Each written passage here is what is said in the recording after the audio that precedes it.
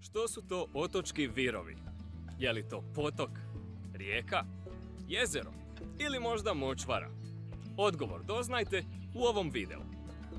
Ja sam Tomislav, turistički sam vodič i danas vas vodim u istraživanje ovog prirodnog fenomena nedaleko od Vinkovaca. Doznaćete kako možete ispuniti vrijeme ovdje, te nude li virovi sličan doživljaj onome u Kopačkom ritu. Krenimo!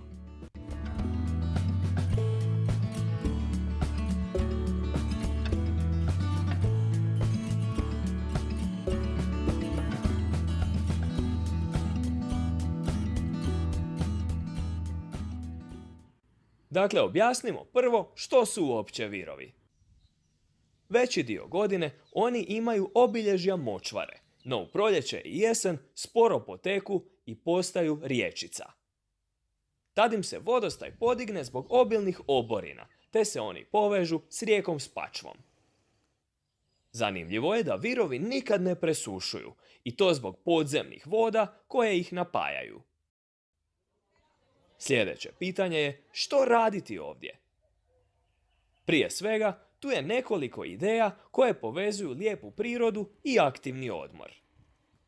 Možete prošetati poučnom stazom kroz šumu, možete veslati u kajaku ili kanuu,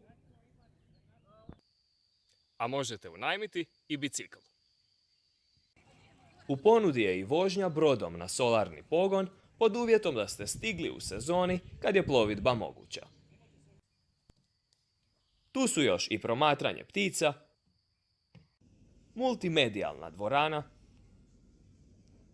wellness, te restoran koji će vam savršeno sjesti nakon aktivnog boravka u prirodi.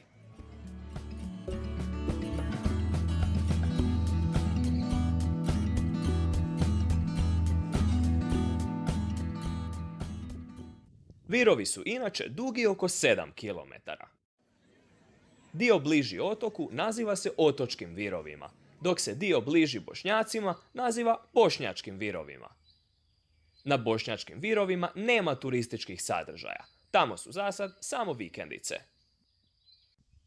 Između bošnjačkih i otočkih virova možete pronaći i ostatke feudalne utvrde Virgrad, od koje su sačuvani samo opkopi.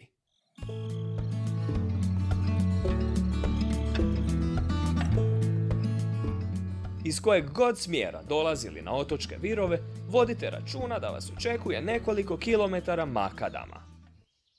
Iz smjera otoka makadama je 5 km, no on je dobro održavan, tako da ćete jedino malo zaprašiti vaše vozilo. Najvažnija stvar, i uživo i online od više ljudi sam čuo da su zalutali dolazeći do virova. I to tako što su pratili upute GPS-a. Zato, ako dolazite iz smjera Vinkovaca i Osijeka, najjednostavnije je pratiti putokaze za otok, a potom od otoka za virove. Usput, ujedno možete posjetiti i ovaj gradić.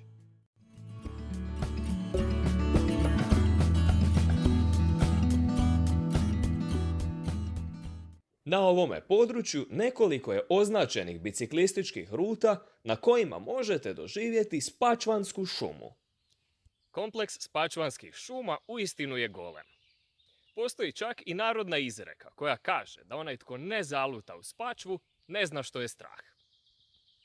Zato doživljaj šume ograničite na 2 označene poučne staze. Na ostalim ulazima u šumu s razlogom su postavljene rampe.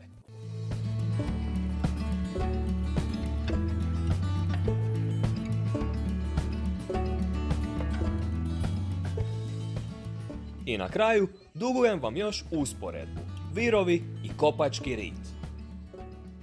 Iako je turistička ponuda nešto bogatija u Kopačkom ritu, virovi vode u jednoj aktivnosti, a to je team building.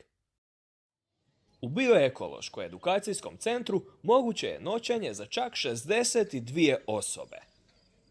Moj je dojam da je ova pomalo izolirana lokacija apsolutno savršena za team building. I to je to.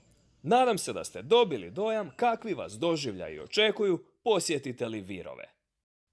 Hvala vam na gledanju i pozdrav do nekog sljedećeg videa.